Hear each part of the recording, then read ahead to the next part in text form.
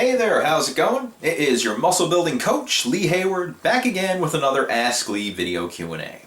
Now today I've got an email question and it says, "Hello Lee, I've been following your website and videos religiously and I've seen great progress over the past few months.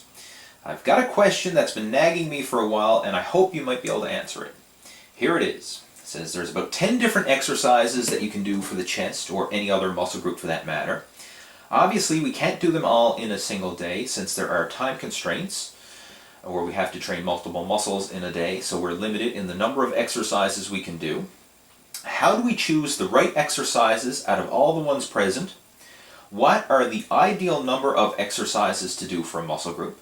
And how do I know what is the best exercise for me?" Hope you can answer these questions. Thanks. All right, great question. And unfortunately, there's not a one-size-fits-all answer to this type of question. When it comes to structuring workout programs and selecting exercises, it really depends on the individual in question. It depends on the lifter because there's so many variables involved. I mean, it depends on the experience level of the person we're talking about.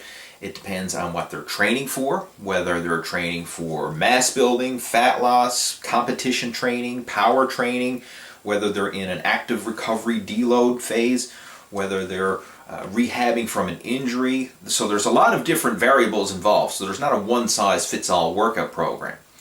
But there are some general guidelines that we can follow, and that's what we're going to cover in this video. Some general guidelines that you can use for planning out your workouts.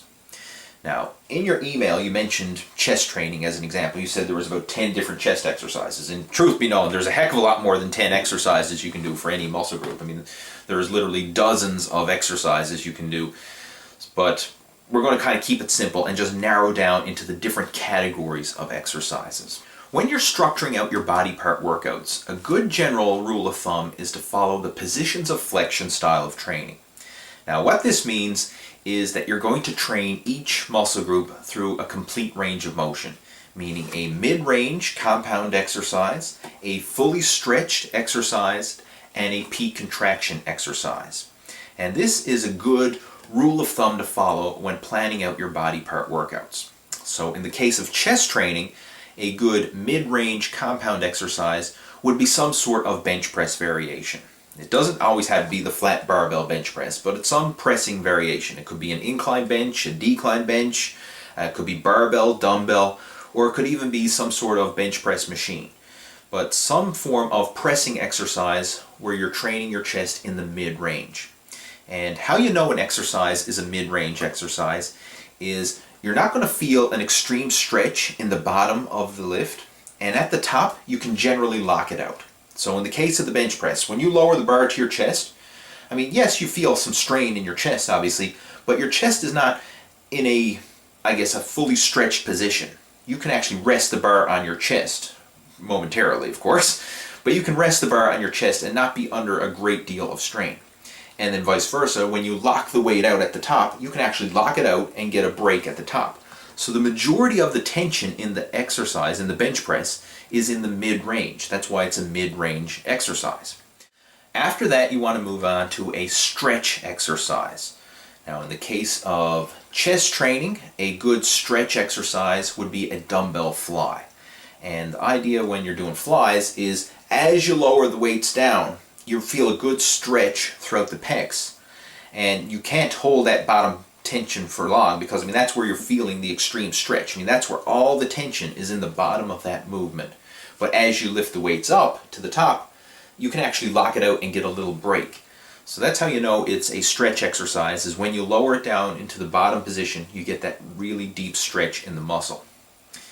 After that, we want to do a peak contraction exercise. So in the case of chest training, a peak contraction move would be a pec deck fly. And this is similar to a dumbbell fly in terms of the motion, but where you feel the tension is completely different. Whereas in the dumbbell fly, you feel the tension in the bottom. When you're doing pec deck flies, you have to fight to hold those handles together. Whether it's the pec deck station that has the handles, or whether it's the butterfly pec deck station, you have to fight to hold those handles together, and you're going to feel, your inner chest really contracting as you're doing the exercise. So that's a good general rule of thumb. Mid-range compound lift, a fully stretched exercise, a peak contraction exercise, and I like to throw in one more as an overall finishing move for a body part, and that is a body weight pumping exercise. So in the case of a chest workout, a good body weight pumping exercise is the push-up. So just hit the floor and bang out as many push-ups as you can, rest a minute, do another set for as many as you can, and then rest a minute again and do another set. So just, 3 to 4 sets of as many reps as you can, repping out to failure, and just getting a good overall pump throughout your chest. And that's a great way to finish off a workout. Now, there's a lot of different variables and variations you can include.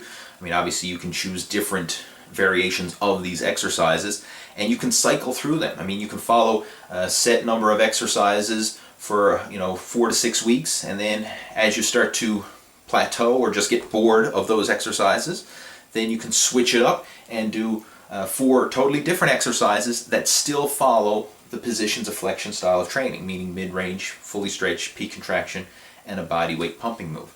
So again, hopefully that helps answer your question, and if you have any comments, questions, or feedback to this video, please go ahead and post them in the comment section below, and I'll be happy to help you out and chat with you down there.